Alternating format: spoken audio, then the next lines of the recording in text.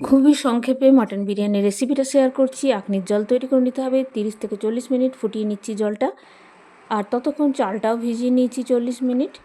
মাটনে যেরকমভাবে চিকেন বিরিয়ানি করে বেসিক কিছু মশলা দিয়ে ম্যারিনেট করে নিচ্ছি, দই, আদা, রসুন, কাঁচা লঙ্কা বাটা, গুঁড়ো মশলা, বিরিয়ানি মশলা দিয়ে।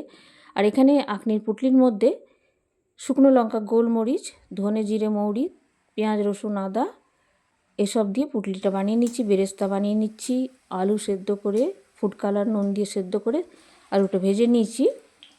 আর তেলের মধ্যে গোটা গরম মশলা, তেজপাতা, ঘি দিয়ে মাটনটা ভালো করে কষে নেব। একটু জায়ফলটা আগে দেওয়া হয়নি, এখানে জায়ফল গুঁড়ো করে দিয়ে দেবো। তারপর গরম জল দিয়ে সেদ্ধ করে নেব কুকারে, আর তারপর গ্রেভিটা শুকিয়ে নিতে হবে। এরপর যেভাবে আমরা চিকেন বিরিয়ানি লেয়ার করি সেইভাবে পরপর লেয়ারটা করে নেব। তবে যেন জল না থাকে মাটনে, একদম শুকনো শুকনো কষা কষা হয়, সেটা খেয়াল রাখতে হবে, তবেই ভালো হবে। পরিমাণ বুঝে গ্রেভিটা দিতে হবে, খুব বেশি হলে ভেজা ভেজা হয়ে যাবে বিরিয়ানিটা, সেদিকে খেয়াল রাখতে হবে। আর গ্যাসের ফ্লেমে ডাইরেক্ট বসিয়ে কুকারটা গরম করে লো ফ্লেমে তাওয়ার উপর বসিয়ে দিতে হবে মিনিমাম 20 মিনিট।